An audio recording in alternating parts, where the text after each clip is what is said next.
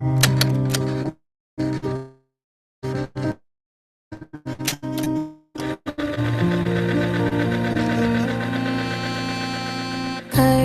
तत्व की अनुप्रेक्षा से आत्मबोध विकसाए, हम भेद ज्ञान प्रगटाए, हम भेद ज्ञान प्रगटाए।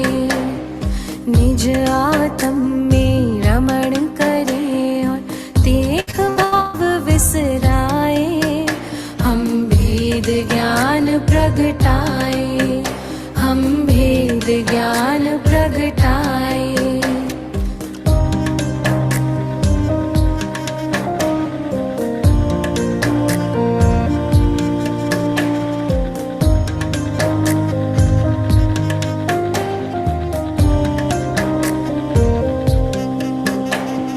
कर्म भिन्न है चेतन क्षीर नीर की भांति, तप का ताप लगे तो बिखरे सोने से ज्यों माटी। कर्म भिन्न है चेतन क्षीर नीर की भांति, तप का ताप लगे तो बिखरे सोने से ज्यों माटी। सम्यक ज्ञाता सम्यक दृष्टा वे सुबोध कर पाए, हम भेद ज्ञान प्रगटाए, हम भेद ज्ञान प्रगटाए। कर्म तत्व की अनुप्रेक्षा से आत्मबोध विकसाए, हम भेद ज्ञान प्रगटाए, हम भेद ज्ञान प्रगटाए।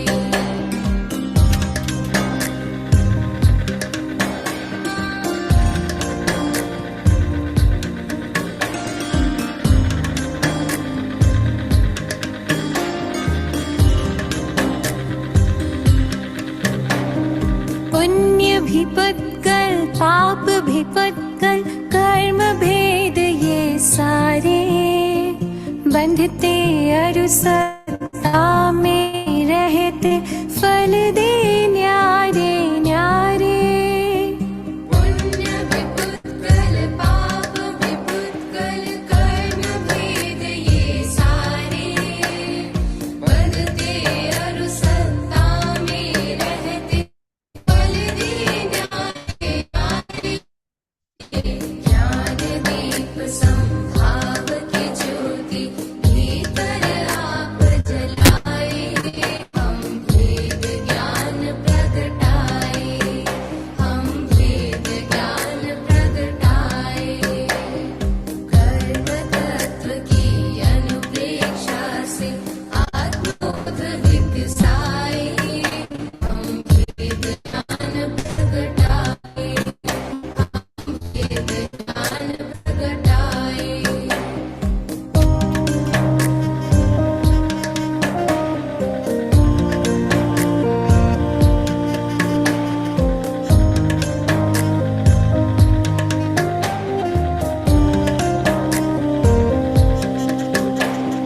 राग द्वेष और मोह तमस का आत्मदेव पर डेरा, कर्म प्रज्ञप्ति को तुम जानो होगा शीघ्र सवेरा। राग द्वेष और मोह तमस का आत्मदेव पर डेरा, कर्म प्रज्ञप्ति को तुम जानो होगा शीघ्र सवेरा। सिंह सत्व के शाश्वत स्वामी शाश्वत धाम को पाए, हम भेद ज्ञान प्रगटाए, हम भेद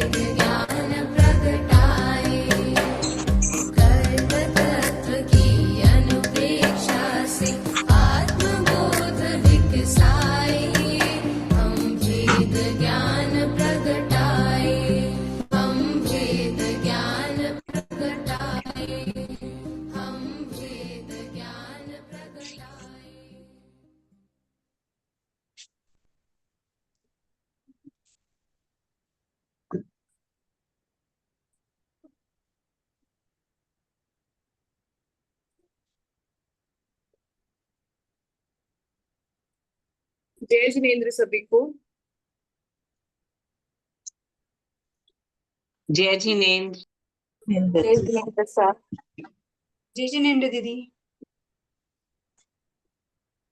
लास्ट क्लास के जैसे अभी भी पहले हम क्विक कुछ question answer type of round लिखेंगे। आंसर्स प्लीज आप लोग वही चैट बॉक्स में रिप्लाई कर दीजिएगा और बाकी सभी अपना म्यूट कर दीजिएगा माइक। मेरे को ना एक थोड़ा सा एक चीज पूछनी थी। जैसे आपने बोला था ना कि प्रकृतियों के बारे में, है ना, कि हमें जो कर्म की प्रकृतियां हैं वो पूरी नंबर वाइज याद होनी चाहिए, हाँ जी। है ना। तो टोटल कितनी प्रकृतियां हैं? 148। अच्छा, तो उसमें बंधन की 10 है?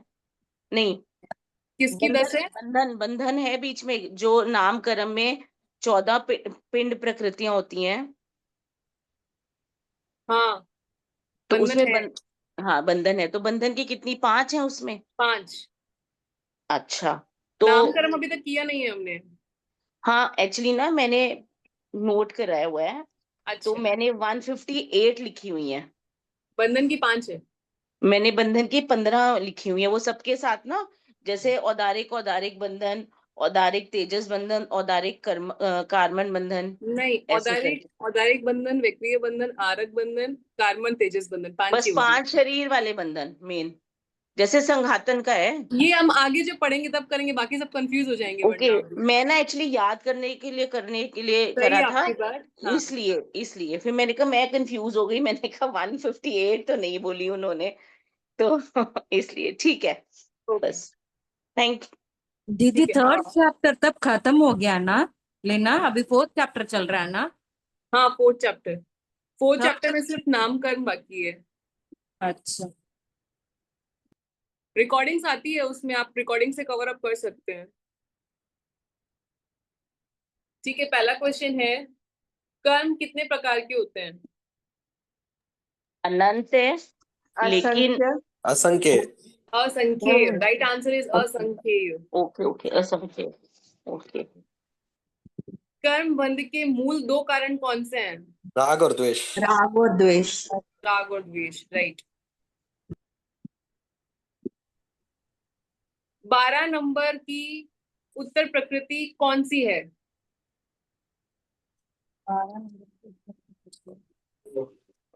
आयु नहीं, मोनिया मोनिया की आएगी, दर्शन, हाँ। दर्शन। नहीं नहीं दर्शन, निद्रा, अचक्षु दर्शन, नहीं राइट। अचक्षु अचक्षु दर्शन, दर्शनावर्णीय। अचक्षु दर्शन, अचक्षु दर्शनावर्णीय।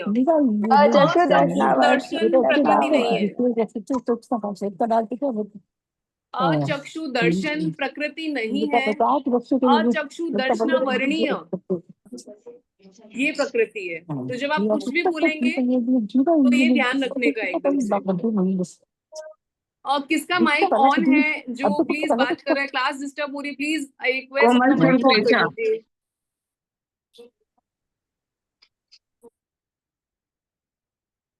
दर्शन मोनिया कौन से नंबर की प्रकृति है?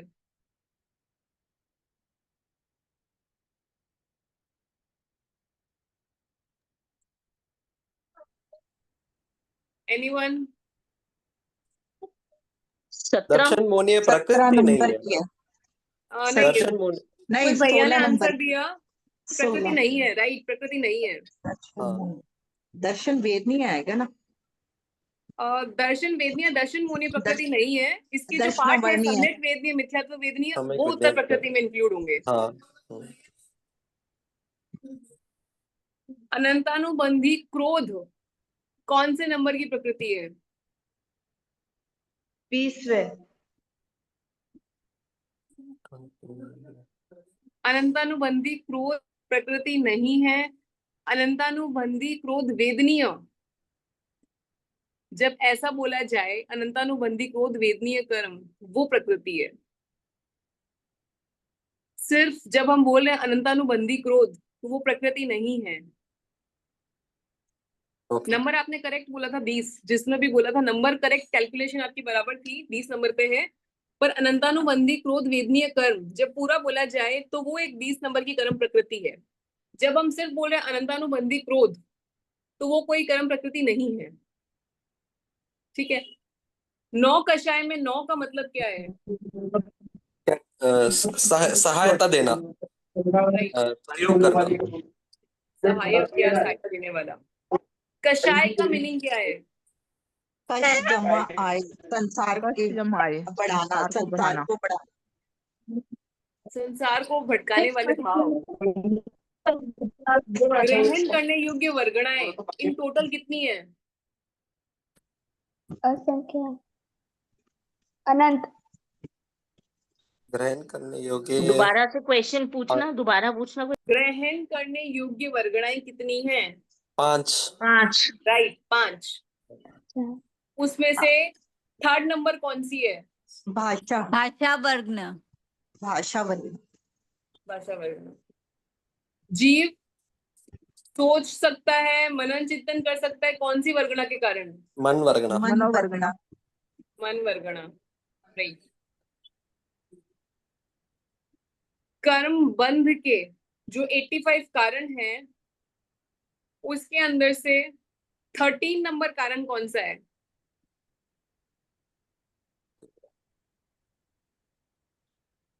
अनंत, प्राण, प्राण, प्राण अनुकंपा, 7 अनुकंपा। वेदनी का प्राण अनुकंपा। अनुकंपा। प्राण। इसका मूल कर्म प्रकृति कौन सी है?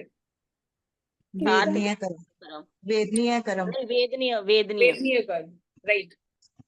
कर्म बन के जो 85 कारण है, उसके अंदर से जो 9 नंबर पे कारण है, उसकी मूल कर्म प्रकृति कौन सी है?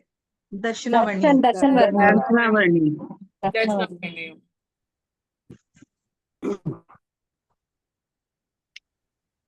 जो इसमें प्राण अनुकंपा है, प्राण अनुकंपा, भूत अनुकंपा, ये जो 4 पढ़े थे, इसमें भूत अनुकंपा से क्या मीनिंग है? वनस्पति का मतलब क्या है? वनस्पति का। साधारण वनस्पति। नहीं, वनस्पति। बृहस्पति आ हाँ, जाएगा। वनस्पति, वनस्पति। कषाय के स्वभाव के आधार पर उसको कितने भागों में बांटा गया है? 16। 16 16 प्लस 9 अनंत। 9 25। नहीं, वो कषाय चारित्र को मुनिया। 4 क्रोध मान माया लोभ। 4 है। कषाय के स्वभाव के आधार पर नहीं, कोई भी नहीं है। उनके कितने भाग हैं? कक्षाएं के 4। 4। कौन कौन से? क्रोध, अनंतनुबंधी, अप्रत्यक्षान, प्रत्यक्षान, संज्वलन। प्रत्यक्षान, आवरण और और संज्वलन। संज्वलन।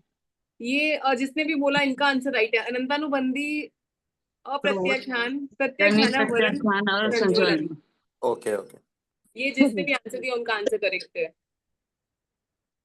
अनंतानुबंधी में जो अनंत वर्ड है, संसार। किसको रिप्रेजेंट कर रहा है? संसार। संसार, अनंत संसार। संसार। और वेदन का मतलब क्या है? भोगना। फील करना, फील फील करना। करना। अनुभव फील करना। करना। भोगना या फील करना। ठीक है, तो क्लास स्टार्ट करते हैं हम नेक्स्ट। आज जो हम पढ़ेंगे वो हम पढ़ेंगे अब नामकरण की उत्तर प्रकृतियां।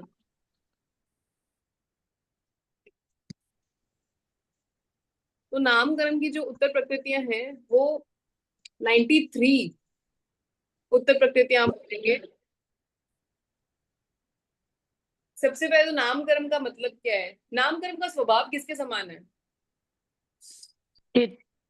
चित्रकार। चित्रकार। राइट, चित्रकार के समान। नामकरण का मतलब क्या है? नामकरण यानी जिस कर्म के उद्देश्य से आत्मा शुभ अशुभ, शुभ अशुभ, गति जाति आदि विविध पर्याय को प्राप्त करके उसका अनुभव करे, उसे हम नामकरण बोलेंगे। अब इसकी 93 उत्तर प्रकृतियां हैं। मैंने आपको स्क्रीन शेयर की है, इसमें ऊपर एक टेबल है जिसमें लिखा हुआ है एक तो गति चतुर्दशक, गति 14, चतुर्दशक का मतलब है 14, देन पराघात अष्टक, अष्टक का मतलब है 8, त्रस दशक और स्थावर दशक। इसका मतलब क्या है? इसका मतलब ये है कि जो गति चतुर्दशक है ना, इसके अंतर्गत 14 प्रकृतियां आएगी मेन में, 14 प्रकृति इसके अंदर आएगी। सबसे पहली गति है इसलिए उसको सबसे पहले लिया गया। सेम ऐसे पराघात अष्टक का ब्लॉक है, त्रस दशक का ब्लॉक है और स्थावर दशक का ब्लॉक है। अब पहले अपने बात करते हैं गति चतुर्दशक। तो यहाँ पे नीचे एक और टेबल है, स्क्रीन सबको विजिबल है जो शेयर की है? हाँ। ओके। तो पहला है इसके अंदर गति। गति का मतलब क्या होता है इन जनरली अगर हम बात करें, गति यानी कि जिस कर्म के उद्देश्य से जीव नरक आदि गति को प्राप्त करे। 4 तरीके की गतियां होती है, नरक, तिर्यंच, मनुष्य और देव। तो जिस कर्म के उद्देश्य से जीव नरक आदि गति को प्राप्त करे और उसके पर्याय का अनुभव करे, उसे बोलेंगे गति नाम कर्म। अब इसके 4 भेद हैं, नरक गति नाम कर्म, तिर्यंच गति नाम कर्म, मनुष्य गति नाम कर्म, देव गति नाम कर्म। तो जिसके उद्देश्य से नरक गति को प्राप्त करेगा वो नरक गति नाम कर्म हो गया, तिर्यंच गति को प्राप्त करे तो तिर्यंच गति नाम कर्म। इसी तरीके से मनुष्य और देव का भी हो गया। ठीक है, गति क्लियर सबको, गति नाम कर्म। हाँ नेक्स्ट है हमारा जाति। जाति का मतलब क्या होता है? जाति का मतलब सेंसेस, एकेंद्रिय, बेइंद्रिय। अब बेइंद्रिय की जगह वर्ड द्विइंद्रिय है। एकेंद्रिय, द्विइंद्रिय, त्रिइंद्रिय, चतुरिंद्रिय, पंचेंद्रिय। तो ये 5 जातियां जिस कर्म के उद्देश्य से जीव कुछ भी एकेंद्रिय, द्विइंद्रिय, त्रिइंद्रिय व्हाटएवर उस जाति को प्राप्त करके उसका अनुभव करे तो वो हो गया जाति नाम कर्म। तो इसके 5 भेद हो गए, एकेंद्रिय, द्विइंद्रिय, त्रिइंद्रिय, चतुरेंद्रिय, पंचेंद्रिय। तो 4 और 5 कितने हो गए? 9। इसमें देखिए आप सीक्वेंस इस तरीके से दिया हुआ है, पहला नरक, दूसरा तिर्यंच, तीसरा मनुष्य, चौथा देव, 5वां एकेंद्रिय। जो मैंने आपके साथ स्क्रीन शेयर की है उसमें 93 प्रकृतियां एक टेबल में आएगी, इस स्क्रीन पे 27 तक की दिख रही है, तो उसमें उस सीक्वेंस से ही दी हुई है। तो पहली 4 हो गई हमारी, फिर हो गई जाति की 5। तो इसको हम याद कैसे करेंगे? याद ऐसे करेंगे, गति, जाति, शरीर, शरीर, अंगोपांग। मतलब जो गति चतुर्दशी की मेन है ना उसको याद करेंगे, फिर उसके अंदर अंदर के अच्छा गति की 4 है, जाति की 5 है, शरीर की 5 है, तो इजी हो जाएगा। और बाकी अगर आप डायरेक्ट याद कर सकते तो और भी अच्छी चीज है।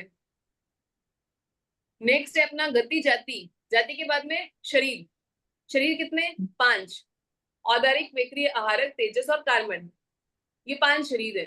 तब शरीर नामकरण का काम क्या है कि जिस कर्म के उद्देश्य से जीव, अब अगर औदारिक शरीर है तो औदारिक, वैक्रिय होगा तो वैक्रिय, जो शरीर होगा उसी के रेस्पेक्ट में बात करेंगे। अभी हम ओवरऑल बात कर रहे हैं तो वी कैन से औदारिक आदि वर्गणाओं के पुद्गलों को ग्रहण करे, उसे औदारिक आदि शरीर के रूप में परिणत करे और आत्म प्रदेशों के साथ एक में एक कर दे। ये एट ए टाइम 3 काम कर रहा है, ग्रहण कर रहा है, शरीर के रूप में कन्वर्ट कर रहा है और अपने आत्म प्रदेशों के साथ में एक में एक कर रहा है। तो ये 3 काम जो होता है वो करता है शरीर नाम कर्म, और ये तीनों काम एक ही समय में होते हैं। सेम डेफिनेशन 5 शरीर पे अप्लाई होगी। ठीक है, यहाँ तक का क्लियर हुआ? आगे चले। एक मिनट फिर से ये रिपीट करना ना। शरीर नाम कर्म। शरीर नाम कर्म क्या है? 3 काम करेगा पैरेलल में। पहला करेगा ये, जैसे औदारिक शरीर है अगर तो औदारिक वर्गणाओं के पुद्गलों को ग्रहण करेगा। दूसरा काम करेगा उसको शरीर के रूप में परिणत करेगा, चेंज करेगा। और तीसरा काम जो करेगा वो करेगा उसको अपने आत्म प्रदेशों के साथ एक में एक कर देगा। ये 3 काम जो है वो शरीर नामकरण करता है। ठीक है, और इसके 5 पार्ट हैं, औदारिक, वैक्रिय, आहारक, तेजस, कार्बन। फिर शरीर अंगोपांग, जैसे नाम से पता चल रहा है अंगोपांग, अंग प्लस उपांग। अंग यानी हमारे जो बॉडी पार्ट्स जैसे हाथ, और उपांग यानी सब बॉडी पार्ट्स जैसे अंगुलियां। हाथ एक अंग हो गया और फिंगर्स जो है वो क्या हो गए? उपांग हो गए। तो जिसकी वजह से वो पुद्गलों को अंगोपांग में परिणत करे उसको बोलेंगे हम शरीर अंगोपांग नामकरण। इसमें 3 ही होंगे, औदारिक, वैक्रिय और आहारक, क्योंकि तेजस और कार्बन के अंगोपांग नहीं होते इसलिए इसमें अंगोपांग नहीं लिया है। नेक्स्ट आएगा शरीर बंधन नामकरण। शरीर बंधन के भी सेम वही 5 पार्ट जो शरीर के चल रहे हैं। अब शरीर, शरीर बंधन और संघातन ये 5 के पैरेलल में ही चलते हैं। अगर औदारिक है तो औदारिक का ही बंधन होगा, औदारिक का ही संघातन होगा। वैक्रिय है तो वैक्रिय का ही बंधन होगा, वैक्रिय का ही संघातन होगा। जो है उसके रेस्पेक्ट में ही चलते हैं। अब बंधन का काम क्या होता है? बंधन का काम होता है पुद्गलों को आपस में बांध देना। औदारिक वर्गना के पुद्गलों को औदारिक आदि जितने भी पुद्गल है उन सबके साथ बांध देना, फिक्स कर देना, वो काम होता है शरीर बंधन नामकरण का। उसको हम बोलेंगे शरीर बंधन नामकरण। जिस कर्म के उद्देश्य से जीव औदारिक आदि शरीर के पुद्गलों को औदारिक आदि शरीर के पुद्गलों के साथ बंद कर दे, बांध दे, वो होता है शरीर बंधन नाम कर्म। फिर संघातन, शरीर संघातन नाम कर्म। संघातन का मतलब क्या है? संघातन का मतलब है पिंडीभूत करना, एकत्रित करना। तो मतलब जिस कर्म के उद्देश्य से जीव यथा योग्य पुद्गलों को, जिसकी जो रिक्वायरमेंट है ना, उन पुद्गलों को अपनी अपनी जगह पे इकट्ठा कर दे, पिंडीभूत कर दे। जैसे सपोज करो कि कोई घर बना रहे हैं हम, तो एक पर्टिकुलर रूम है, इस रूम की जो सामान की रिक्वायरमेंट है वो इस रूम में रख दी, किचन के जो सामान की रिक्वायरमेंट है वो किचन में रख दी, स्टोर के जो सामान की रिक्वायरमेंट है वो स्टोर में रख दिया। तो सबका अपना अपना अपना अपना डिपार्टमेंट कर दिया। तो ऐसे सबका अपना अपना अपना डिपार्टमेंट करने का काम होता है शरीर संघातन नाम कर्म का। सब पुद्गलों को यथा योग्य स्थान पर एकत्रित करना, जिसका जो स्थान है उसको एकत्रित करना, ये होता है शरीर संघातन नाम कर्म। एक मिनट मैम, पिंडीभूत मतलब क्या अंगोपांग, होता है? एकत्रित, इकट्ठा। तो अंगोपांग में और संघातन में क्या अंतर रहेगा? अंगोपांग जो है वो अंग उपांग बना रहा है, और संघातन भी तो हाथ इकट्ठे अंगों के करके बीच वहीं में लेके जा रहा है। संघातन जो हो गया वो उन सबके जो यथा योग्य पुद्गल उनको इकट्ठा कर रहा है। अच्छा, ठीक है। तो और फिर बंधन और संघातन में क्या अंतर हुआ? बंधन जो है वो बांध रहा है पुद्गलों को एक साथ में। तो पहले बंधन होगा फिर संघातन होगा? ऐसा हम बोल नहीं सकते हैं कि पहले क्या होगा, क्योंकि ये सारे प्रोसेस है ना, मतलब ऐसा है कि एक ही समय में एक साथ होते हैं। तो वो सिर्फ केवली भगवान अपने ज्ञान में जान सकते हैं कि कौन सा पहले हो रहा है, कौन सा बाद में हो रहा है। ये सब इतना Okay. क्विक होता है कि हमने नहीं आइडेंटिफाई कर सकते कि पहले बंध रहा है, पहले संघातन हो रहा है, पहले क्या हो रहा है। तो दीदी अंग और उपांग Thank you. कौन कौन से अपने बॉडी में? जी, अंग और उपांग कौन कौन से फिर अपने बॉडी में? अंग के साथ में उपांग, अंगो उपांग एक बेसिक एग्जांपल, जैसे अंग हाथ हो गया, उपांग अंगुलियां हो गई। ठीक है ना, वो पता है। अभी जैसे आप पलके हैं तो ये आंख है, तो ये आंख अंग हुआ, अंदर के भाग उपांग हुए, ऐसा कहे क्या फिर? अंदर की पार्ट का तो मैं कंफर्म नहीं हूँ, मैं फिर भी वापस है ना पूछ के बताने का भाव रखती हूँ। तो अंगोपांग में रेखाएं रेखाएं रहती है, उसके बाद क्या होता है? क्या चीज? अंगोपांग में पहले हाथ हाथ पैर एक अलग होता है, उसके बाद हाथ की रेखाएं। हाथ की रेखा है, मैं समझी नहीं आपका क्वेश्चन मैम। अंगोपांग में तीन कैटेगरी आता है ना, अंग औदारिक, उपंग। रेखरीय, आहारक। नहीं नहीं, अंग उपंग वो उसका डेफिनेशन में पूछ रही हूँ, इसमें नहीं आता ना। नहीं, उसका डेफिनेशन ये है कि जो शरीर के पुद्गलों को शरीर के अंगोपांग के रूप में परिणत करे, अच्छा, वो शरीर अंगोपांग नाम कर्म। दीदी अपने जैसे अभी ये कान है, तो अपन उसको अंग में लेंगे उपांग में लेंगे? ये इतना अभी डिटेल में नहीं है, हमारा ये सब्जेक्ट नहीं है। सिर्फ अंगी वाला ही समझ के रखिए क्या फिर? अभी हमको ये पुद्गलों को अंगोपांग के रूप में परिणत करता है। मैंने बस वर्ड समझाने के लिए आपको एक बेसिक एग्जांपल दिया। ठीक। ठीक है, आगे चलते हैं हम। उसके बाद में सैनन। सैनन जो है वो 6 तरीके के होते हैं। अब सैनन का मतलब क्या है? सबसे पहले सैनन का मतलब होता है, किसी ने बोला आंसर, सैनन मतलब शरीर का स्ट्रेंथ। हाँ एग्जैक्टली, स्ट्रेंथ। शरीर का जो स्ट्रेंथ होता है वो होता है सहनन। तो जो सहनन नाम कर्म है उसकी जो डेफिनेशन होगी वो होगी कि जिस कर्म के उद्देश्य से जीव औदारिक शरीर के पुद्गलों को वज्र, ऋषभ, नाराज आदि सहनन के रूप में परिणत करे, उसे सहनन नाम कर्म कहेंगे। अब ये है क्या क्या चीज, उसको हम देखते हैं। सहनन के अंदर 6 पार्ट्स हैं। ठीक है, सहनन का मतलब जैसे भैया ने बोला स्ट्रेंथ, यानी दृढ़ता, मजबूती, कितना क्या मजबूत है, उसको हम बोलते हैं सहनन। सहनन पॉइंट नंबर 1 सिर्फ औदारिक शरीर वालों को होता है सहनन। वैक्रिय और आरक में सहनन का कुछ सिस्टम नहीं होता है। सहनन सिर्फ और सिर्फ औदारिक शरीर के साथ में होगा। ठीक है, अब इसके 6 पार्ट हैं। पहला क्या है हमारा? वज्र, ऋषभ, नाराज, सहनन। अब इसको हम काट वर्ड्स को तोड़ तोड़ के करेंगे तो इजी हो जाएगा। वज्र, ऋषभ, नाराज, 3 अलग अलग वर्ड्स हैं। ठीक है, वज्र का मतलब क्या होता है? वज्र का मतलब होता है तीर।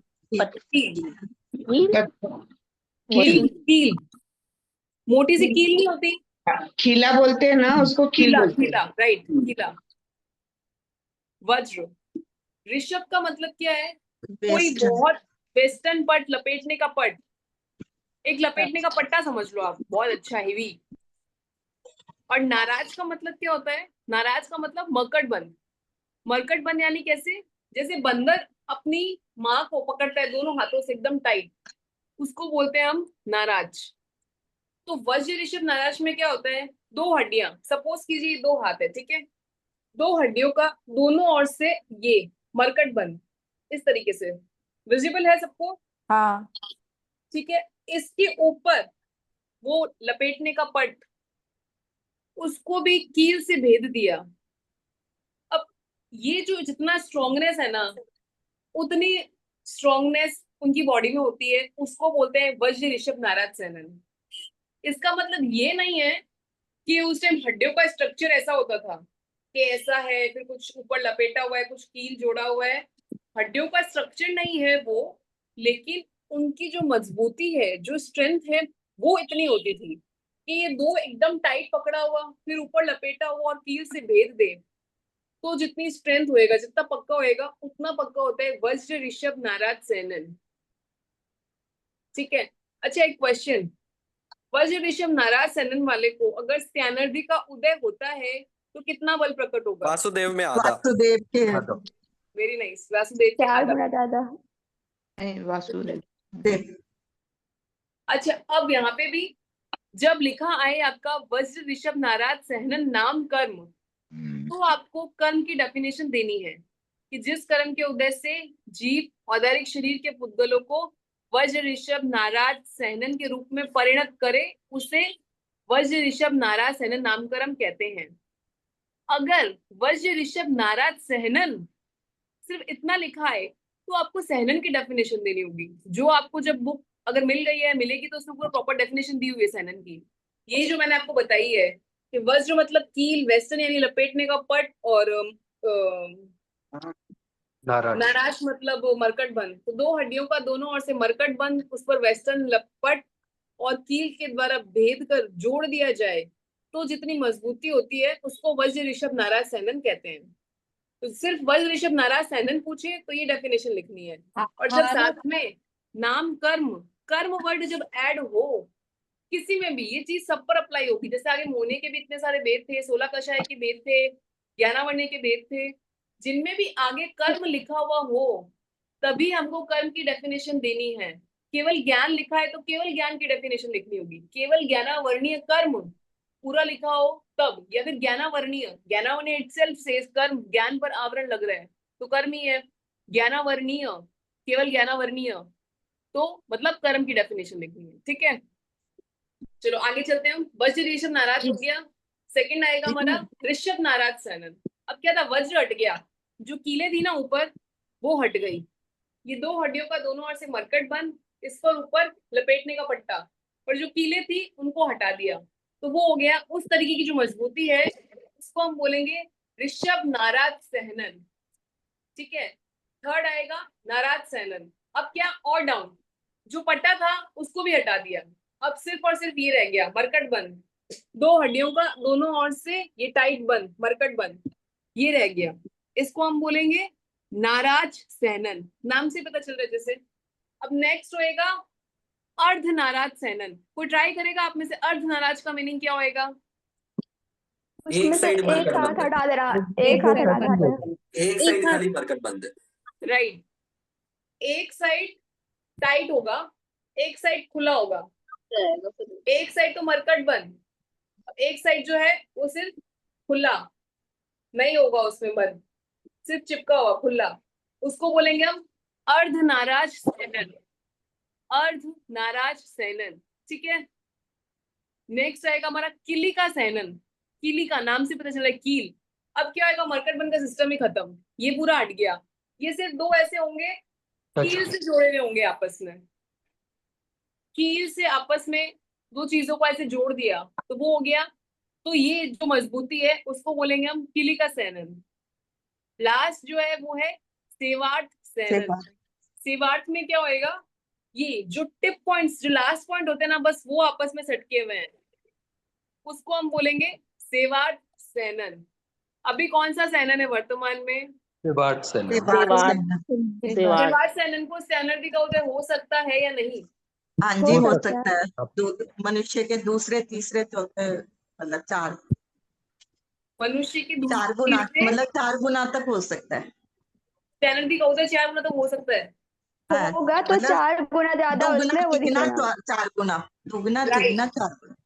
सैनर्दी का उदय अगर होगा तो 4 हाँ गुना दुगना, अधिक तक बल प्रकट हाँ होगा। दुगना तिगना चौगुना हो सकता है। क्या एक बार दोबारा बताना, क्या बता रहे थे? सेवार्थ सैनन की बात कर रहे थे। वर्तमान में कौन सा सैनन पाया जाता है? सेवार्थ सैनन। वर्तमान में सेवार्थ सैनन है। तो मैंने क्वेश्चन ये पूछा था कि सेवार्थ सैनन वाले को सैनर्दी का उदय हो सकता है या नहीं? हो सकता है। तो आंसर बस हो सकता है। और अगर हुआ तो उसमें मनुष्य का, जो नॉर्मल मनुष्य है, उसका दुगुना तिगुना या चौगुना तक बल प्रकट हो सकता है। ठीक है, सैनन कंप्लीट। ये था सैनन नामकरण। नेक्स्ट हमारा आएगा संस्थान। पहले दीदी वो सेनन हारक शरीर गोदारिक शरीर को ऐसे ऐसा कोई शरीर है क्या इसमें? क्या सेनन चीज में बोल रहे हैं आप? कौन सा शरीर हो सकता है इसका? सिर्फ औदारिक में सैनन पाया जाता है। गोदारिक में? जी हाँ, सैनन सिर्फ और सिर्फ औदारिक में पाया जाएगा।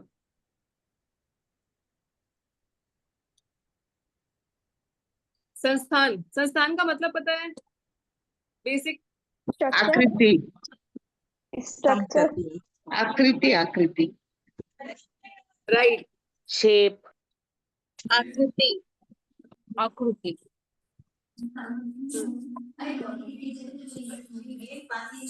संस्थान नामकरण, जिस कर्म के उद्देश्य से जीव शरीर के पुद्गलों को समचतुरस्र आदि संस्थान के रूप में परिणत करे। अब इसमें क्या होगा, जो भी हमारा फर्स्ट नंबर है ना, मेन डेफिनेशन में उसी को लेकर आगे चलेगा। जैसे अब समचतुरस्र है, उसमें वज्र ऋषभ नाराज था, तो वज्र ऋषभ नाराज आदि। जैसे समचतुरस्र आदि जो मेन डेफिनेशन है, और पर्टिकुलर उसकी डेफिनेशन आएगी सिर्फ उसका ही होगा, तो सिर्फ उसका ही होगा। क्या बोले दीदी, सुनाई नहीं आया मेरे को पूरा। एक सेकेंड आप लोग होल्ड कीजिएगा, एक सेकेंड।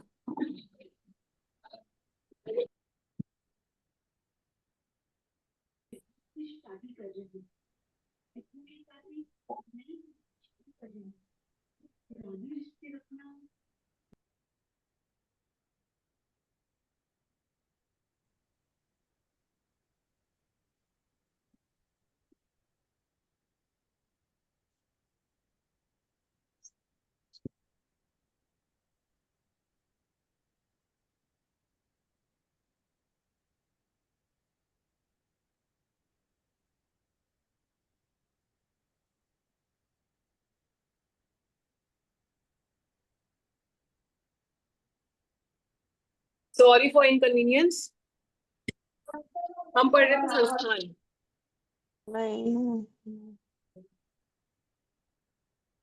हम पढ़े थे संस्थान। संस्थान का मतलब क्या था? संस्थान का मतलब है आकृति, यानी शेप। आकृति को संस्थान बोलते हैं। अब संस्थान भी 6 टाइप्स के हैं। जैसे सैनन 6 टाइप के थे, वैसे संस्थान भी 6 टाइप्स के हैं। ये जैसे मैंने आपको स्क्रीन शेयर की है, इसमें 6 के सबके नाम है। तो फर्स्ट क्या है? फर्स्ट है समचतुरस्र संस्थान।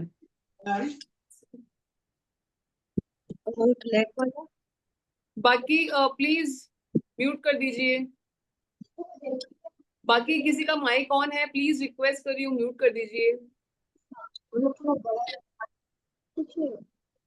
फर्स्ट है हमारा समचतुरस्र संस्थान। अब इसमें भी वही सेम चीज अप्लाई होगी कि समचतुरस्र संस्थान नाम कर्म अगर आपको पूछा जाए तो आपको लिखना है कि जिस कर्म के उद्देश्य से जीव शरीर के पुद्गलों को समचतुरस्र संस्थान रूप में परिणत करता है, उसको समचतुरस्र संस्थान नामकरण बोलते हैं। और समचतुरस्र संस्थान की डेफिनेशन पूछे तो दैट विल बी डिफरेंट। समचतुरस्र संस्थान का मतलब क्या? अब सम का मतलब क्या है? सम यानी समान, ठीक है। चतुर अस्त्र, चतुर यानी 4, अस्त्र यानी कोण, चारों कोणों से, मतलब सभी दिशाओं से एकदम सबसे अच्छे, जिसको बोलते हैं ना अवयव, सबसे उत्तम अवयव से जो शरीर बना होता है, जिस शरीर के अंदर सभी अवयव उत्तम प्रमाण युक्त होते हैं, उसको बोलते हैं समचतुरस्र संस्थान। ठीक है, A to Z सभी अवयव जिसमें उत्तम प्रमाण युक्त होते हैं, उसको बोलते हैं समचतुरस्र संस्थान। सेकंड है नियग्रोध परिमंडल। नियग्रोध परिमंडल, जैसे नेम से पता चल रहा है, नियग्रोध का मतलब क्या है? वट वृक्ष। नियग्रोध इसका मतलब है वट वृक्ष। वट वृक्ष कैसे होता है? ऊपर से बहुत हरा भरा रहता है। बरगद का पेड़ होता है ना, ऊपर से कितना हेवी रहता है ना, और नीचे से क्या रहता है? पतला होता है, टांगे नीचे से पतला होता है। तो ऐसे ही जिस शरीर के अंदर ऊपर का अवयव, नाभि से ऊपर के अवयव उत्तम प्रमाण युक्त होंगे और नीचे के अवयव हीन प्रमाण युक्त होंगे, उसको बोलेंगे नियग्रोध परिमंडल संस्थान। फिर नेक्स्ट आएगा सादी संस्थान। सादी का मतलब यहाँ पे होता है शाल्मली वृक्ष। शाल्मली वृक्ष जो होता है वो उसका जस्ट अपोजिट होता है, क्योंकि तो ऊपर से संकड़ा होता है और नीचे से जो है वो बहुत चौड़ा होता है। तो जिस शरीर के अंदर नाभि से ऊपर के अवयव हीन और नीचे के अवयव उत्तम प्रमाण युक्त होंगे, उसको हम बोलेंगे सादी संस्थान। ठीक है, ये तीन क्लियर हुए? हाँ। फर्स्ट था समचतुरस्र संस्थान, सेकंड था नियग्रोध परिमंडल, थर्ड वन इज सादी। ठीक है, उसके बाद में नेक्स्ट आएगा हमारा, वो आएगा हमारा कुब्ज। कुब्ज संस्थान नामकरण। कुब्ज का मतलब क्या है? जो बीच के अवयव होंगे शरीर में वो उत्तम प्रमाण युक्त होंगे और ऊपर और नीचे के हीन प्रमाण युक्त होंगे, उसको बोलेंगे कुब्ज संस्थान नामकरण। दीदी इसके बाद में आएगा कुबड़ा बोलते हैं ना? क्या बोल रहे हैं? कुबड़ा कुबड़े लोग को बोलते हैं नहीं ना? नहीं नहीं नहीं नहीं, यहाँ क्या? कुबड़ा वाला कुब्ज नहीं है। ठीक, कुबड़ा वाला कुब्ज नहीं है। ठीक है, ठीक। कुब्ज जो है उसमें बीच के अवयव उत्तम प्रमाण युक्त होंगे और ऊपर और नीचे के हीन प्रमाण युक्त होंगे, उसको बोलेंगे कुब्ज संस्थान। फिर कुब्ज के बाद में आएगा वामन। इसका जस्ट अपोजिट। अपोजिट कैसे?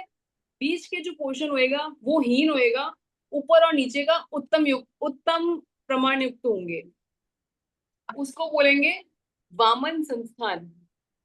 लास्ट आएगा हुंड संस्थान। हुंड में क्या आएगा? प्राय सभी अवयव हीन प्रमाण युक्त होंगे। और अभी हमारे कौन सा संस्थान है?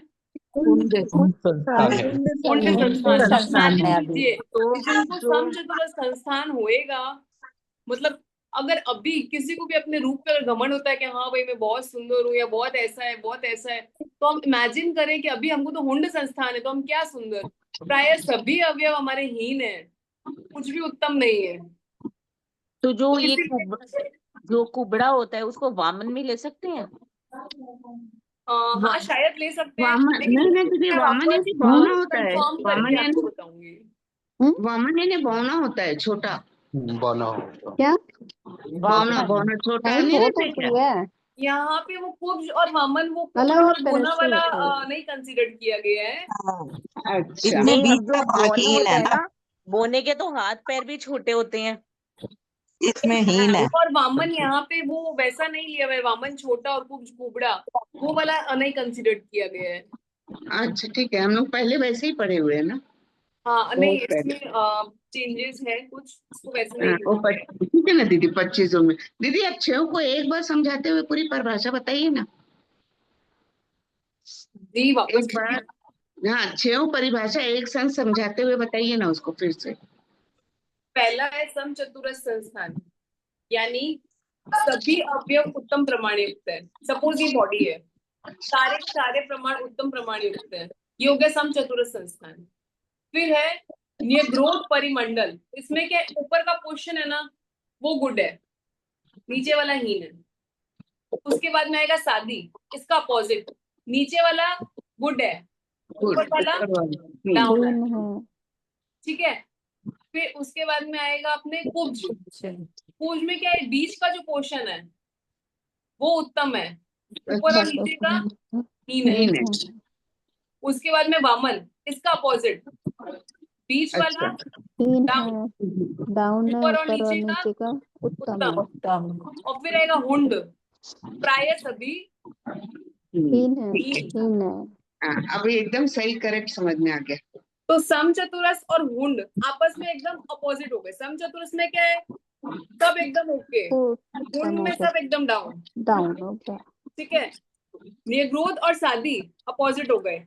निग्रोध में क्या है, ऊपर वाला पोर्शन उत्तम, हाँ और और शादी में निग्रोध क्या में रहेगा, नीचे वाला नीचे वाला पोर्शन पोषण होता है। तो निग्रोध और शादी इनका पैर चलेगा आपस में, मतलब ये अपोजिट हो गए ऐसे याद करने के हिसाब से। फिर है कुब्ज और वामन, ये आपस में अपोजिट। कुब्ज में क्या है, बीच वाला बीच वाला पोर्शन पार्ट। अच्छा, अच्छा है। ऊपर नीचे का खराब। हीन, वामन में क्या है, वामन बीच ऊपर वाला नीचे से खराब, खराब, कुत्ता, ऊपर नीचे ऊपर नीचे से अच्छा। अच्छा, जैसे उसका अपोजिट, कुब्ज का अपोजिट। ठीक है, ठीक, बढ़िया। ठीक है। तो ये इस तरीके से 6 संस्थान ये कंप्लीट हो गए हमारे। फिर नेक्स्ट जो है हमारा वो है वर्ण, वर्ण नामकरण। वर्ण नामकरण का मीनिंग क्या है कि जिस कर्म के उद्देश्य से जीव, जो भी पुद्गल है, उनको 5 वर्ण है, कृष्ण, नील, लोहित, हारिद्र, शुक्ल वर्ण के रूप में परिणत करें। एक सेकंड में स्क्रीन शेयर कर देती हूँ। वर्ण 40 नंबर पे दिख रहा है कृष्ण। हाँ, तो जिस कर्म के उद्देश्य से जीव शरीर के पुद्गलों को कृष्ण आदि वर्ण के रूप में परिणत कर दे, उसको बोलेंगे वर्ण नामकरण। अब आ जाता है अगर कृष्ण वर्ण नामकरण, तो कृष्ण रूप में परिणत होता है, काले रंग में परिणत कर दे। नील वर्ण नामकरण तो नीले रंग में परिणत कर दे। इस तरीके से 5 की डेफिनेशन है। यहाँ पे एक चीज ध्यान रखिएगा, जो हारिद्र है, हारिद्र, हारिद्र का मीनिंग क्या है, येलो, येलो, राइट, पीला। पीला। हारिद्र का मतलब कोई हरा मत समझ लेना, हारिद्र का मतलब है पीला। मैम हरिद्र मतलब हल्दी भी होता है, हल्दी। हाँ, हारिद्र मतलब हल्दी हल्दी। येलो। हाँ, ये नहीं जब प्राइमरी कलर्स आ गया ना, अपने 5 हाँ, प्राइमरी कलर्स। वो इसीलिए मैंने पूछ लिया क्योंकि मतलब मैं एक्चुअली इतना बैकग्राउंड नहीं पता मुझे। जब मैंने वेरी फर्स्ट पढ़ा था तो मैंने हरिद्र को हरा ही समझ लिया था, तो इसलिए मैंने बोलना सही समझा। मैंने हरिद्र को हरा ही लिख दिया, फिर मरासा वापस फरमाया कि हरिद्र मतलब पीला है। हम भी हरा ही समझे थे मैं। अच्छा, तो हरिद्र का मतलब यहाँ पे हरिद्र मीन्स हल्दी है। पीला। जी। ठीक है। कृष्ण मतलब काला, नील मतलब नीला, लोहित यानी लाल, हरिद्र यानी पीला, हल्दी के लिए वो हरिद्र नाम है, और शुक्ल यानी सफेद। सफेद। कृष्ण, नील, लोहित, हरिद्र, शुक्ल, ये 5 हो गए वर्ण। फिर उसके बाद में हमारा गंध, गंध यानी स्मेल। तो जिस कर्म के उद्देश्य से जीव शरीर के पुद्गलों को सुरभि या दुर्भि गंध के रूप में परिणत करे, उससे गंध नामकरण। सुरभि में परिणत करेगा तो सुरभि गंध नामकरण, दुर्भि में परिणत करेगा दुर्भि गंध नामकरण। सुरभि यानी सुगंध, अच्छी स्मेल, और दुर्भि यानी दुर्गंध, बैड स्मेल। ठीक है। फिर है रस, कि पाकिस्तान में अमेरिका को बलूचिस्तान के पास भी बंदरगाह प्लीज जिसका भी माइक ऑन है प्लीज प्लीज प्लीज।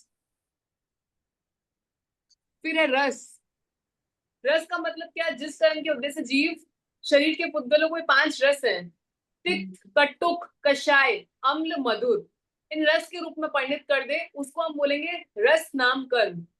ठीक है। अब यहाँ पे तिक्त का मतलब क्या, बिटर मतलब कड़वा। कड़वा, राइट।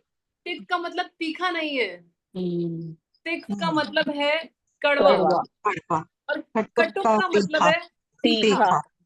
अब उल्टा हो गया ना ये। हाँ, ये उल्टा हो गया है। क्योंकि मोस्टली क्या होता है, जब फटाफट पढ़ते हैं ना नाम याद हो जाते हैं, पर अब जैसे क्वेश्चन आ जाता है अगर कि करेला या नीम का रस वो किसके अंतर्गत आएगा, तो हम लिख देते हैं कटुक नाम करो। नहीं, वो तो बिटर है ना। तो कटुक रस नाम, वही दिमाग में हाँ। तिक्त मतलब तीखा, तिक्त मतलब कड़वा, और कटुक का मतलब है तीखा, जस्ट अपोजिट हो गई है। और कषाय मतलब कषैला, अम्ल यानी खट्टा, और मधुर यानी कि मीठा। तिक्त तीखा, सॉरी तिक्त यानी कड़वा, कड़वा यानी करेला नीम का रस, ये सब आ गया तिक्त के अंदर। कटुक मतलब तीखा, तो इसमें मिर्ची, काली मिर्ची, पीपर ये सब आ गए कटुक रस के अंदर। कषाय के अंदर हो गया आंवला, हरड़ वगैरह, जो कशैला जिसका रस होता है वो हो गया कषाय रस। अम्ल यानी कि खट्टा, इमली वगैरह, कच्ची कैरी, इमली ये सब हो गया खट्टा। और लास्ट मधुर इज मीठा, चीनी, गुड़ वगैरह ये सारा आ गया मधुर रस के अंदर। रस के बाद में नेक्स्ट आएगा हमारा स्पर्श। स्पर्श 8 तरीके के जो होते हैं। दीदी एक बार ये रस को समझा दीजिए ना, एक्चुअली उल्टा हो गया है शायद अब। हाँ, तिक्त का मतलब है कड़वा, कड़वा, ओके। और कटुक का मतलब है तीखा। Thank you. ओके, नेक्स्ट हमारा है स्पर्श। स्पर्श क्या है? तो जिस कर्म के उद्देश्य से जीव शरीर के पुद्गलों को ये स्पर्श के रूप में परिणत करे। 8 स्पर्श है। सबसे पहले कखट। कखट मतलब हाश, खुरदुरा। देन मृदु, मृदु यानी कोमल। देन है गुरु, गुरु यानी भारी। भारी। लघु, लघु यानी हल्का। हल्का, शीत, ठंडा। ठंडा, उष्ण, गरम। स्निग्ध, चिकना, चिकना। चिकना, और रुक्ष यानी रूखा, रूखा। ये सब ये ऑपोजिट्स आपस हो में गए। opposites हैं। हाँ, कक्कट मृदु, गुरु लघु, शीत गुरु उष्ण, लघु, स्निग्ध शीत रुक्ष, ये आपस में अपोजिट्स हैं। तो इनमें से जिस भी स्पर्श के रूप में परिणत करेगा वो स्पर्श नामकरण। जैसे एग्जाम्पल, लघु स्पर्श नामकरण की डेफिनेशन अगर मैं पूछूं तो क्या होगी? कौन बोलेगा? कोई भी एक जन प्लीज। जिस कर्म के उदय से जीव शरीर के पुद्गलों को लघु स्पर्श के रूप में परिणत करे उसे लघु स्पर्श नामकरण कहते हैं। Very nice. तो इसी तरीके से बाकी सबकी भी डेफिनेशन होगी। फिर अभी 2 और कर लेते तो गति चतुर्दशक हमारा कंप्लीट हो जाएगा आज की क्लास में। अनुपूर्वी 4। अनुपूर्वी का मतलब क्या है? अनुपूर्वी नामकरण जो है वो क्या होता है कि जब विग्रह गति में होता है जीव, तब सिर्फ कार्बन कायोग के समय, जब उसको विग्रह गति में सिर्फ कार्बन कायोग होता है, तो वो आकाश प्रदेशों में जो श्रेणी के अनुसार गति करता है ना, उसको अनुपूर्वी बोलते हैं। जो उनकी श्रेणी है उसके अनुसार जीव गति करेगा उसको अनुपूर्वी नामकरण कहते हैं। अब 4 गति में जा सकता है तो इसीलिए 4 अनुपूर्वी है। अगर अब नरक भव में जाते हुए विग्रह गति में कार्बन कायोग, डेफिनेशन सेम होगी, जिस कर्म के उद्देश्य से जीव नरक आदि अन्य भव में जाते हुए, ये मैं नॉर्मल की बोल रही हूँ, जब स्पेसिफिक होएगा तो आदि वर्ड हट जाएगा। जाते हुए विग्रह गति में मात्र कार्बन कायोग के समय आकाश प्रदेशों की श्रेणी के अनुसार गति करता है, उसको अनुपूर्वी नामकरण कहते हैं। 4 हो जाएंगे इसमें, नरक अनुपूर्वी, तिर्यंच अनुपूर्वी, मनुष्य अनुपूर्वी और देव अनुपूर्वी। ठीक है, लास्ट जो है हमारा वो है विहायो गति। विहायो गति का मतलब क्या है? विहायो गति यानी कि चलने फिरने की, हलन चलन आदि की क्रियाएं। अब वो अच्छी है या खराब है? अच्छी है तो उसको बोलेंगे प्रशस्त विहायो गति, और अगर वो खराब है तो उसको हम बोलेंगे अप्रशस्त विहायो गति। जीव की जो हलन चलन की गति होती है, जो हलने चलने फिरने की जो क्रियाएं होती है, वो अच्छी है तो प्रशस्त और अच्छी नहीं है तो अप्रशस्त। ठीक है, तो इस तरीके से गति चतुर्दशक पढ़ा हमने आज। अनुपूर्वी क्या होगा गति चतुर्दशक में? अनुपूर्वी को शॉर्ट में कोई सिंपल लैंग्वेज में कोई डेफिनेशन? ये सबसे सिंपल लैंग्वेज यही है इसकी कि विग्रह गति में सिर्फ कार्बन का योग जब होता है, तब जब जीव गति करता है तो उसको अनुपूर्वी बोलते हैं। ओके, ये इससे सिंपलेस्ट मेरे को भी ध्यान में नहीं है। ऐसा भी कह सकते हैं जिस कर्म के उदय से जो पुद्गल जीव को एक गति से दूसरी गति में लेकर जाता है। नहीं नहीं नहीं, अनुपूर्वी तो लेके जाती है ना, अनुपूर्वी से ही तो जाते हैं। और नहीं, यहाँ पुद्गल वर्ड नहीं यूज करेंगे हम। हाँ तो पुद्गल छोड़ दो, आसान हो जाएगा। नहीं बोल सकते, इसमें कुछ प्लस माइनसेस हो सकते हैं। मतलब जो बुक की डेफिनेशन है उसको ही रेफर करूंगी। हाँ, जैसे मतलब क्षेत्र की अपेक्षा से ना हाँ, जीव को उस स्थान पर पहुंचाता है। तो अब गति चतुर्दशक के 14 पॉइंट है, तो कौन से हैं? गति, जाति, शरीर, शरीर अंगोपांग, शरीर बंधन, बंधन, संघातन, सैनन संस्थान, वर्ण गंध रस स्पर्श, अनुपूर्वी और व्यायो गति। ये 14 पॉइंट्स हो गए, ठीक है। और ये 14 पॉइंट की 65 उत्तर प्रकृतियां हो गई, 65 उत्तर प्रकृतियां हो गई। गति की 4, गति 4, जाति 5, शरीर 5 अंगोपांग अंगोपांग 3, बंधन शरीर 5 5, संघातन संघातन 5, सैनन सैनन 6, संस्थान 6, वर्ण 5, 4, गंध 2, रस 5, स्पर्श 8, 8 अनुपूर्वी 4 व्यायो गति। अनुपूर्वी 4, व्यायगति 2। राइट, इस तरीके से ये 65 प्रकृतियां हो गई और ये 14 मतलब गति चतुर्दशक की ये 65 उत्तर प्रकृतियां हो गई। तो अब नामकरण की हमने 93 बोली, 93 में से 65 तो हो गई हमारी, अब तो कितनी 18 ही बाकी है। इजी है 20. थोड़ा बहुत इजी है। अगर ये गति चतुर्दशी की जो मेन पॉइंट्स है ना, मेन हेडिंग जैसे गति, जाति, शरीर, शरीर अंगोपांग, ये लर्न हो जाएगा ना तो अंदर वाला इतना डिफिकल्ट नहीं लगेगा हमको। जैसे ये याद है गति 4, जाति 5, ये याद रहेगा ना तो निकालने में इतना फर्क नहीं रहेगा। और एक बार आप लोग को निकालना आ जाएगा ना, उसके बाद में इतना डिफिकल्ट लगेगा नहीं। मतलब ये 65 उत्तर प्रकृति पढ़ी तो वो तो क्लियर हुई, 65 उत्तर प्रकृति। बिल्कुल यस, हो गई। ठीक है, एनी कोई भी क्वेश्चन आज की क्लास में से? वर्ण मतलब क्या बोलते हैं? जी विहायु गति एक बार समझा दीजिए ना। विहायु गति, विहायु गति का मतलब क्या होता है? चलना फिरना, जिसको हम बोलते हैं जनरली लैंग्वेज, चलने फलने की क्रिया, चलने फिरने की क्रिया, वो अच्छी होना या खराब होना। अगर अच्छी है तो उसको बोलेंगे प्रशस्त विहायु गति। प्रशस्त का मतलब अच्छा, और अगर खराब है तो उसको बोलेंगे अप्रशस्त विहायु गति। विहायु गति का मतलब है चलन फिलन की क्रिया। शरीर के द्वारा जो होती है चलने फिरने की हाँ क्रिया। राइट।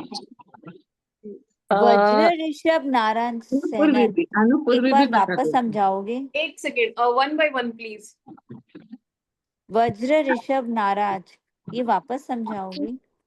वज्र ऋषभ नाराज, इन वर्ड्स को ना हम तोड़ लेते हैं। अगर तोड़ेंगे ना तो हमको इजी हो जाएगा। देखो, वज्र ऋषभ नाराज, अब हम उल्टे से स्टार्ट करते हैं। सबसे पहले नाराज, नाराज का मतलब क्या है? मरकट बंद।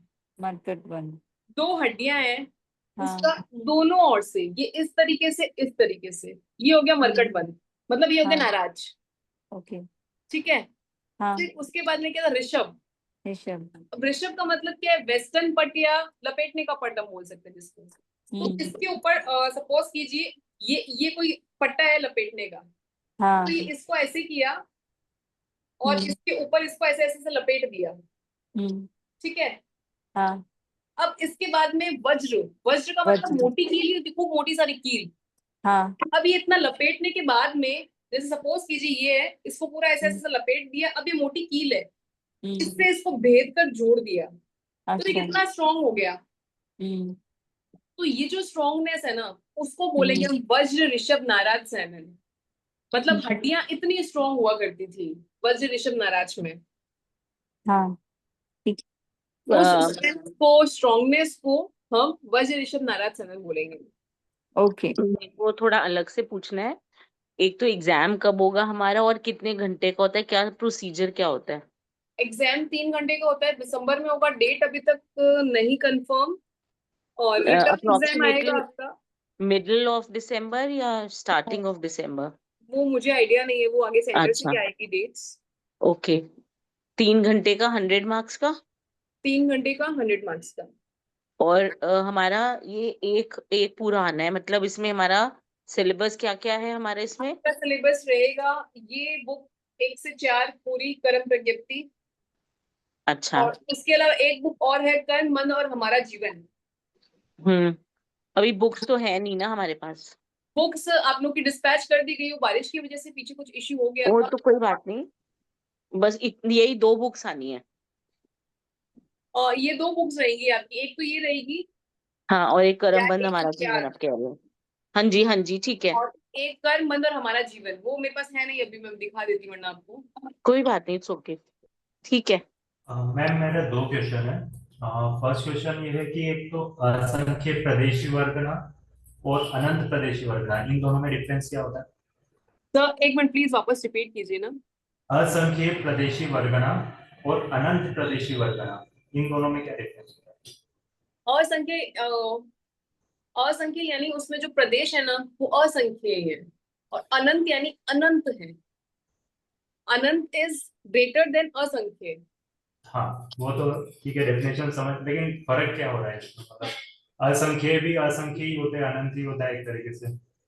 नहीं, असंख्य अनंत नहीं होता, असंख्य असंख्य है, अनंत अनंत है। ये पूरा एक्चुअली क्या है, असंख्य अनंत डाला पाला का पूरा थोकड़ा है, तो वो पूरा मतलब अलग उसमें चला जाएगा। बट पॉइंट अभी ये है कि असंख्य, आप सपोज कीजिए मतलब उसको उस वे में, मतलब मैं एक बेसिक एग्जांपल के हिसाब से समझा रही हूँ कि जैसे सपोज एक कोई जार है जिसमें कुछ टॉफीज है, नहीं, इट विल बी अब लाइक, उससे भी बहुत सारी टॉफीज एक दूसरे जार में है, ये तो ऐसे, वो असंख्य और वो अनंत। नहीं ये ऐसे हो जाएगा ना, काउंटेबल, अनकाउंटेबल एंड इनफाइनाइट। जी मैम, ऐसे भी हो सकता है।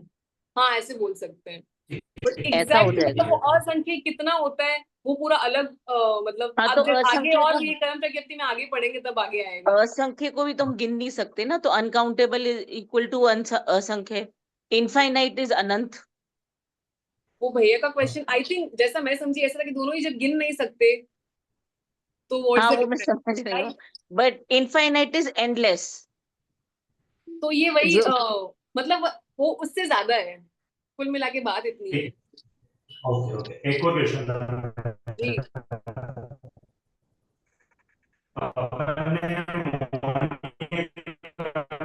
भैया आवाज नहीं क्लियर आ रहा आपका, के कारण पढ़े थे। आवाज क्लियर नहीं आ रहा। ठीक है, तीव्र को क्रोध के बारे में आवाज नहीं आ रही है। आवाज क्लियर नहीं आ रहा भैया आपका, या आप चैट बॉक्स में अपना मैं क्वेश्चन 5 लिख मिनट दीजिए। बाद पूछता हूँ, 2 मिनट। ओके, और मेरे को एक चीज और पूछनी थी, ये सेंटर्स वगैरह का कैसे पता चलता है हमें, मतलब कहाँ होंगे हमारे? I am from Delhi, like probably near by स्थानक ही होते हैं, बाकी वो डिटेल आपका जब आएगा तब आ जाएगा आपके पास में सारा ओके, इन्फॉर्मेशन। मतलब स्थानक में ही होता है। हाँ मोस्ट ठीक ऑफ। है, ओके।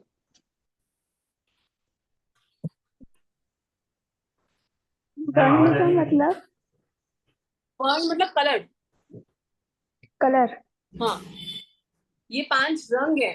कृष्ण यानी काला रंग, कृष्ण नील लोहित हरिद्र शुक्ल, मतलब काला नीला लाल पीला सफेद, 5 कलर्स। किसका कलर होगा? शरीर के पुद्गलों को इन वर्ण के रूप में परिणत कर देते हैं। जो पुद्गल होते हैं ना बॉडी के, उनको ये कृष्ण वर्ण नामकरण का होता है तो कृष्ण रूप में परिणत कर देगा, नील है तो नील रूप में परिणत कर देगा, ऐसा। जी थैंक जय जिनेंद्र, आपने उसमें टेबल में वर्ण के लिए कुछ अलग बताया था ना, कृष्ण नील लोहित, वो क्या है? हरिद्र शुक्ल। हाँ वो क्या है मतलब? वर्ण वर्ण नामकरण जो है उसके भेद है। कृष्ण तो ब्लैक कलर होता है। नील मतलब नीला, हाँ लोहित यानी लाल, लाल, हरिद्र यानी येलो, येलो, और शुक्ल यानी सफेद। हाँ धन्यवाद। जिनेंद्र मैम, अनुपूर्वी एक बार एक्सप्लेन कीजिए ना। अनुपूर्वी यानी कोई भी जीव है, जैसे अगर नरक अनुभूति की हम बात करें तो नरक भाव में जाते हुए विग्रह गति के में जब सिर्फ कार्बन का योग होगा तो डेड टाइम का जो ड्यूरेशन हो गया, उस टाइम जो गति कर रहा होगा ना उसको अनुपूर्वी बोलते हैं। अब इसमें ना हो सकता है आपके बहुत सारे क्वेश्चन अराइज हो जाए, विग्रह गति क्या है, ये क्या है, वो सब अभी हमारा सब्जेक्ट तो नहीं ये है। बाटा मैथी अवस्था समझनी है क्या? बाटे हाँ बैता में वही है, बाटे बैठे एक ही ही है, समय विग्रह गति एक्चुअली ही होता है, तो उसमें सिर्फ कार्बन का योग नहीं होता, सिर्फ कार्बन का योग। वाटे बैता में मोस्टली जीव आरक होता है। नहीं नहीं, 2 नारक समय होता है। अनाहारक होता है, 2 समय अनाहारक और 2 समय आरक। अगर 4 समय का है तो बीच के 2 अगर समय 4 है ना समय वो का है अनाहारक। तो हाँ, तो बीच पर के 2 बाटे समय बहता अगर एक समय की गति को बोलते हैं नहीं बाटे नहीं बहता। नहीं, उसको नहीं, बाटे बहते बाटे भी बोलते बहते हैं, अवस्था अंतराल को भी बोलते अनारक ही हैं, होते हैं ना। बाटे बहते भी बाटा बोलते हैं, बहते अंतराल अवस्था को गति भी। अनारक ही बोलते हैं। हाँ, एक सेकंड, विग्रह गति जो है वो भी हमारा टॉपिक नहीं है, वो एकदम अलग टॉपिक है। बाटे बहता, विग्रह गति, आरक, अनारक, ये सब अलग टॉपिक। अनुपूर्वी समझने के लिए पूछ रहे हैं। हाँ, पर अनुपूर्वी में अभी आपको इतना ही समझना है कि जब सिर्फ कार्बन का योग होता है विग्रह गति में जब सिर्फ कार्बन का योग होता है। एक सेकंड, जिसका भी माइक ऑन है प्लीज, समझ में नहीं आया। माइक जिसका भी ऑन है, डिस्टरबेंस आ रही है, प्लीज ऑफ कर दीजिए। अनुपूर्वी में अभी आपके लिए बेसिक में इतना ही है कि विग्रह गति में सिर्फ कार्बन का योग जब होता है उस टाइम जीव गति कर रहा है, उसको अनुपूर्वी बोलते हैं। That's it. एक गति से दूसरे गति में जाने में सहायक होता है, बस इतना बोल सकते हैं ना। इतना बोल सकते हैं इन शॉर्ट। दी मेरी आवाज आ रही है? हाँ जी, बोलिए भैया। हाँ, अब मैंने पूछ रहा था, जैसे मोहनीय कर्मबंध में अपन ने 6 कारण पढ़े थे, ठीक है, और फिर अपन इसमें उत्तर प्रवृत्तियां देख रहे दर्शन मोहनीय की, तो इसमें एक सम्यक वेदनीय कर्म आ रहा है, जैसे सम्यक वेदनीय कर्म, तो ये मेरे को नहीं लगता जैसे ये 6 कारणों से कभी भी बंद हो सकता है, जैसे ये सम्यक वेदनीय और सम्यक मिथ्यात्व वेदनीय, वैसे ये आउट ऑफ सिलेबस है आपका क्वेश्चन, मैं आंसर कर देती हूँ। सम्यक वेदनीय सम्यक मिथ्यात्व वेदनीय का बंद नहीं होता है, बंद सिर्फ अच्छा, मिथ्यात्व वेदनीय का ही होता है। इसका बंद नहीं होता है सम्यक वेदनीय कर्म का? नहीं, बंद सिर्फ मिथ्यात्व वेदनीय का होता है। फिर जब ओके, जीव के भाव शुद्ध होते हैं तो वो जो मिथ्यात्व के पुद्गल होते हैं वो सम्यक्त्व में चेंज हो जाता है, और वो सब क्या कैसे होता है वो मतलब बाद में। लेटर ऑन सब्जेक्ट है हमारा। Okay, thank you. जी ठीक है, आज की क्लास हम यहीं तक रखते हैं। नेक्स्ट क्लास में भी वही स्टार्टिंग का 10 मिनट्स जैसे भी होगा हम क्विक रिवीजन रखेंगे, और आगे की जो है परागत अष्टक और अगर हो सका तो त्रश दशक पूरा करने का देखते हैं ट्राई। और जो भी आपकी क्वेरीज अगर इस क्लास की कोई हो बाकी तो आप लोग राइट डाउन कर लीजिएगा, हम लोग नेक्स्ट क्लास में डिस्कस कर लेंगे। ये जो नाम कमृत की 93 प्रकृतियां है ना, उसका एक स्क्रीनशॉट थोड़ा ग्रुप में डाल देना। तो ग्रुप में अथॉरिटी नहीं है मेरे पास मैसेज भेजने की, आपके पास वो पीडीएफ आ जाएगा मोस्टली, तो आप उसमें से चेक कर लीजिएगा प्लीज। अच्छा ठीक है। पढ़ाते समय मुझसे हुई अविनय अशातना के लिए मैं सभी से बारंबार क्षमा याचना करती हूँ। मिच्छामि दुक्कड़म। समय हम भी खमा रहे हैं। जय जिनेंद्र। जय जिनेंद्र। जय जिनेंद्र।